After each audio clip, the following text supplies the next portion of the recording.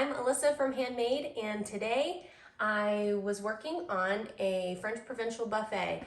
And on this piece, I wanted to do what a lot of people call an old world look. Now, it's not a new finish, it's been around forever.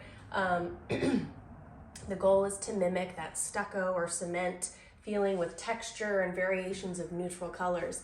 And so I'm not the first to have tried it, and everybody kind of has a different approach to it, but in the video you'll see how I did it.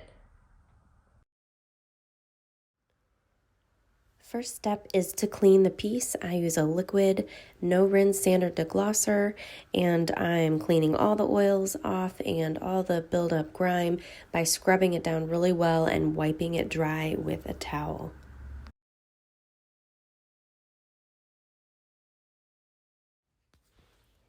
Since the existing finish is intact, I have decided to move forward with painting. The paint that I use has a built-in primer, which allows for great bonding and adhering to the surface. The existing finish is intact, so I'm deciding that I will not have a problem with bleed through from any tannins or oils from the wood.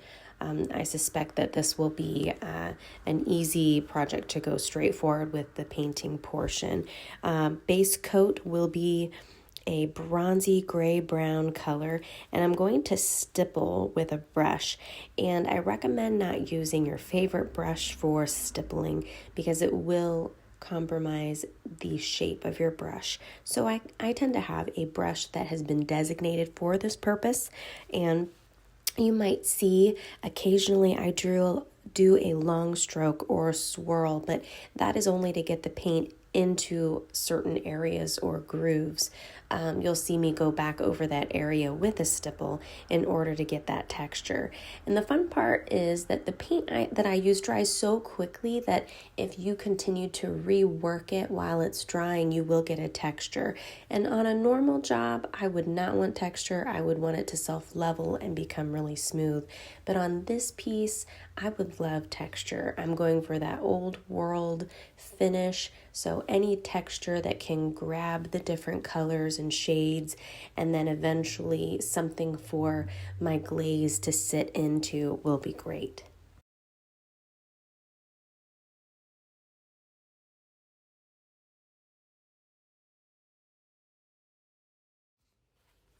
Next is the color gray. It's like a medium warm gray color that I'm using, and I'm kind of color blocking it at this point. It's really not going to be blending in.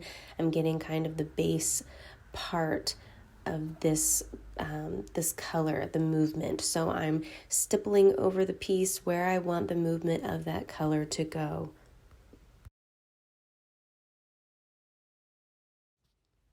Now I'm stippling a taupey creamy tan color all along the perimeter of the last color.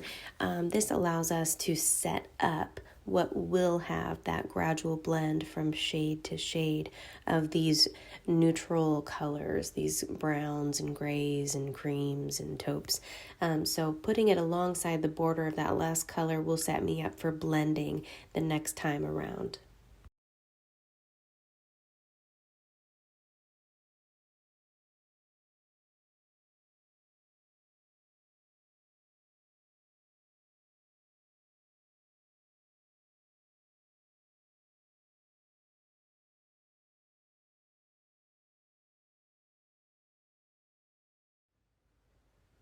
And now we're on to the last color, which is this nice, bright, creamy off-white, which I'm just going back through and filling in where I think the colors need to transition to and lighten up.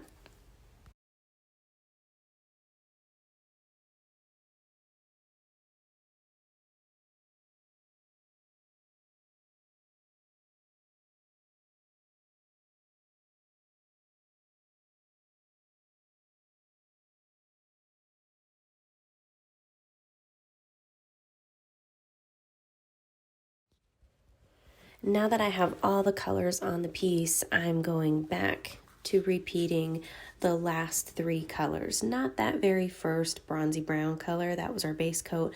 We're going to do just the three colors that had movement. So I'm starting with that medium gray, brown, grayish color and kind of filling that back in, then again going back to that creamy taupe and then that off-white.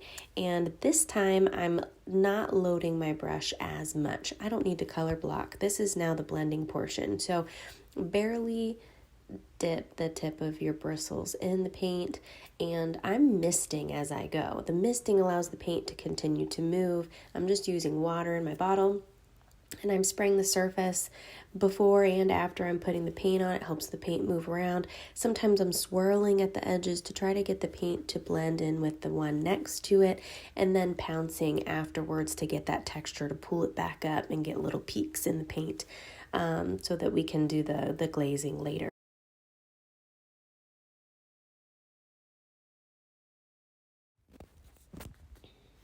The last step is the glazing. I'm using an oil rubbed black antiquing gel on this one, and it moves really well because it's water based, so I'm able to also spray my water to move this around. It does dry quickly, so I have to continually spray so that I can keep moving it and I can have the control. Otherwise, this can become a mess very quickly if you work on too big of a surface. So I'm doing sections at a time. I'm spraying, I'm wiping. I'm trying to wipe methodically because you can get weird streaks. And it's also really important to make sure your paint has had at least a day, maybe even two, to dry, just to set up a little bit. Because what can happen is if you're rubbing your paint, especially if you're using water with the gel, it can do a technique that some people deliberately do called wet distressing. And it happens sometimes when I'm a little too anxious to move on to the next step, and then I have to go back and do touch-ups.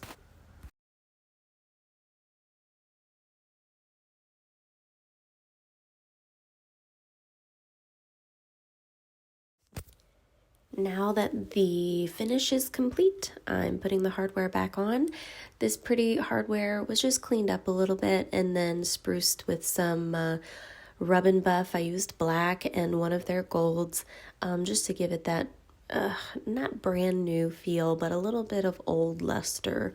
And then I put them back on and I'm loving the look. Thanks for watching my take on the old world finish. It's not hard. You trust the process and kind of roll with it. I enjoy the flexibility of it and kind of seeing it all come together. That first round of paints is a little nerve-wracking, not knowing it's going to work out, but it always does. And you just have to pivot if something goes wrong. And that's part of the creativity. You don't know where you're going to go and how it's going to turn out, but I always enjoy the outcome. So if you enjoyed this project today and you're at all inspired, go ahead and click subscribe to see more.